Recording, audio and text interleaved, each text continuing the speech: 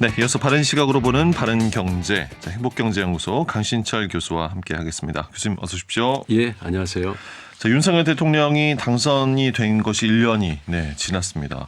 5월이면 취임 1주년을 맞게 또 되는데요.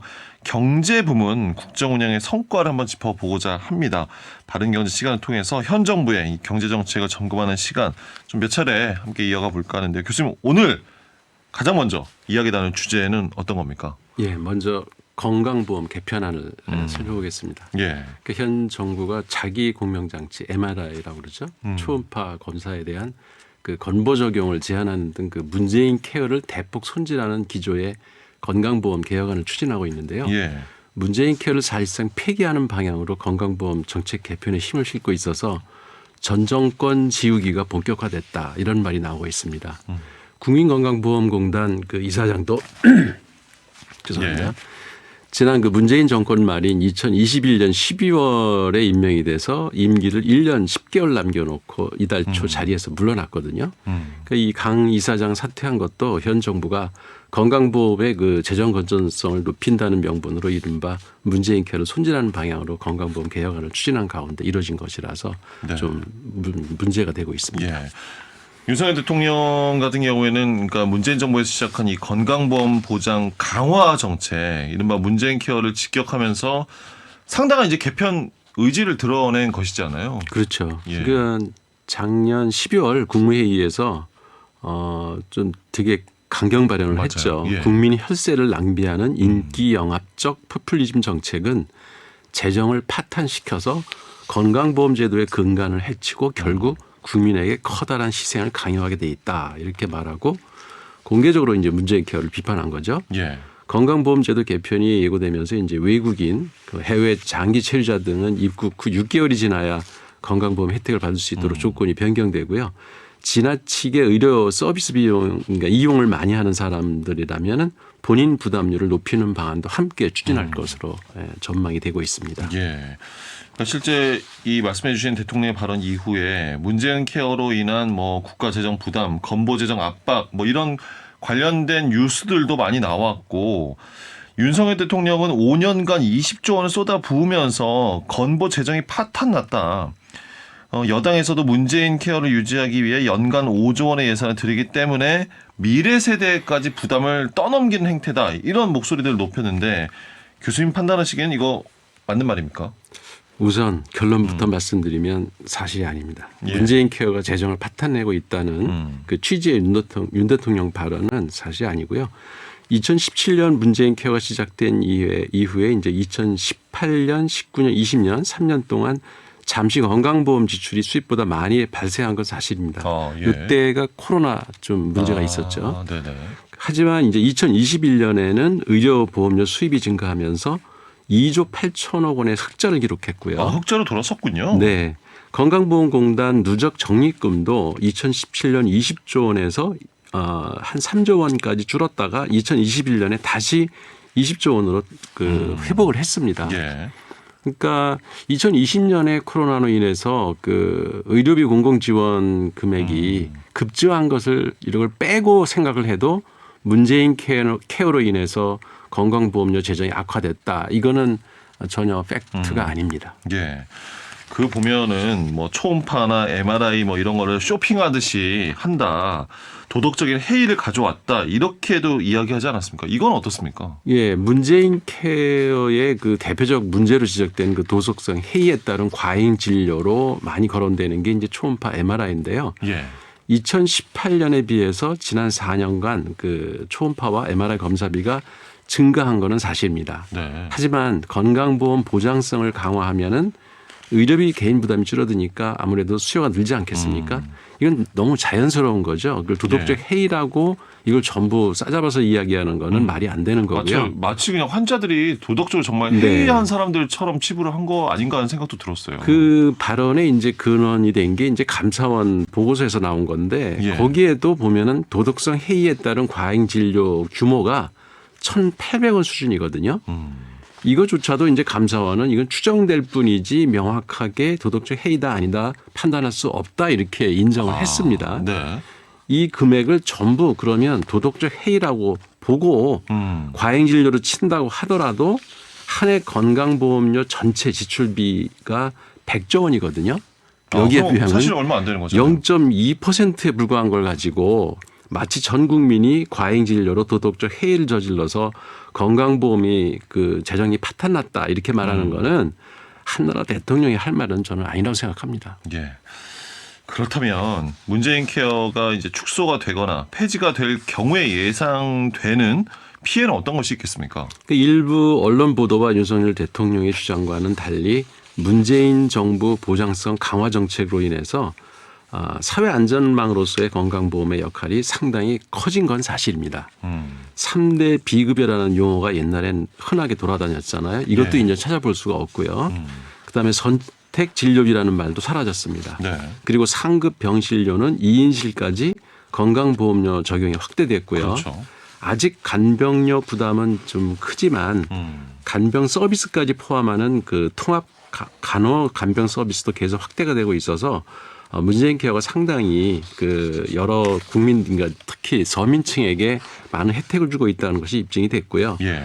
특히 이제 보험 적용이 거의 되지 않았던 MRI 초음파까지 건강보험 적용이 확대돼서 환자의 병원비 부담이 줄고 있는 것도 사실이거든요. 예. 근데 이제 문재인 케어가 축소되거나 폐기되면은 이런 혜택들 상당수가 이제 사라질 것이고요.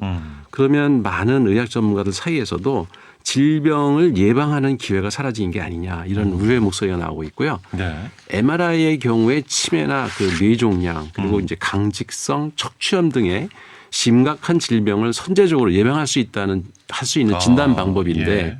개인 부담이 이렇게 문재인 케어가 없어져가지고 늘어나면은 서민들은 초음파를 선제적으로 하기는 찍거나 어렵죠. 예. 그렇죠. MRI 이거 찍는 거를 선택하기가 힘들죠. 그러면 질병을 예방할 수 있는 기회를 잃어버리는 거고 이걸로 인해서 사회적 비용이 더 커지는 거는 어떻게 생각을 안 하고 있는지 그게 좀 궁금하고요. 한국의 그 건강보험 보장률이 2020년 기준으로 62.6%거든요. 이게 OECD 38개 국가 가운데 36위니까 거의 꼴찌입니다. 예. 그리고 문재인 케어로 조금씩 건강보험 보장률이 좀 올라가고 있었는데 이걸 폐지하거나 축소하면은 그 국민들의 건강 보장률이 보험 보장률이 더 낮아지겠죠.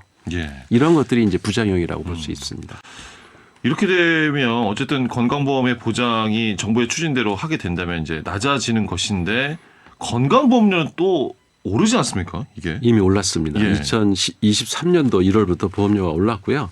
건강보험률이 1.49% 인상됐고 네. 장기요양 보험료율도 0.05% 인상됐습니다. 그러니까 보험료가 오르면 혜택이 늘어나야 정상인데 보험료는 올리면서 보험 혜택은 줄인다고 하니까 그러니까요. 참으로 어이가 없고요. 이게 상식 밖에서 벌어지는 일이 한두 가지가 아니어서 좀 난감합니다. 예. 근데 통계 자료 등을 보면요. 이 점 이야기하고 싶은 게 국민건강보험공단의 재정 상태가 그렇다면 막 어려우냐.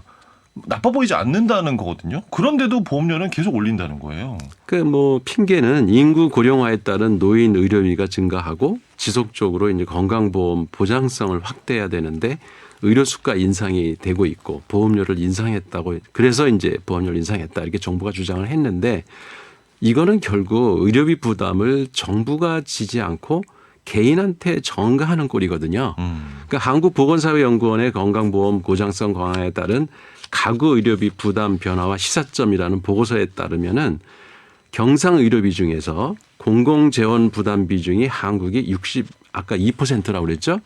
이거가 2019년 기준 OECD 28개국 가운데 그러니까 국들은 이제 74.2%나 되거든요. 차이 많이 나네요. 그러니까 무려 13.2%나 우리나라가 낮습니다.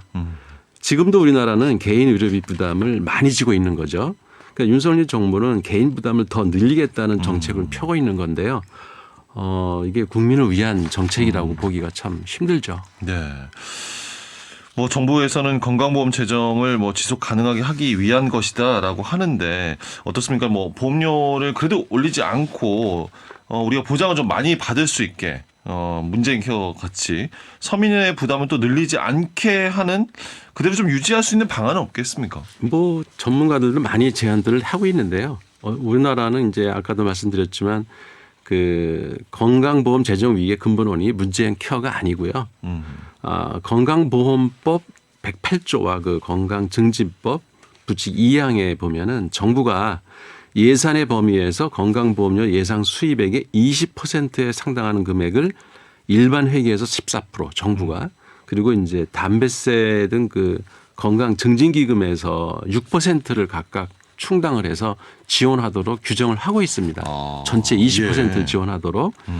근데 역대 정부에서 이를 제대로 지킨 적이 한 번도 없습니다. 이렇게 돈을 사용하지 않았다는 거군요. 네. 그러니까 2021년 의료비 국고지원금은 13.8%에 그쳤고요. 2019년 기준 일본은 보험료 수입의 28.7% 우리나라의 2배가 넘죠. 이거를 정부가 지원하고 있고요. 프랑스는 63% 그리고 대만은 22%나 정부가 지원을 하고 그런데 있다고 우리나라는 합니다. 13.8%밖에 네, 우리나라는 겨우 이제 지원 안 13.8%가 지원하는데 이것도 지금 줄이겠다고 얘기를 하니까 거꾸로 가고 있는 거죠. 예.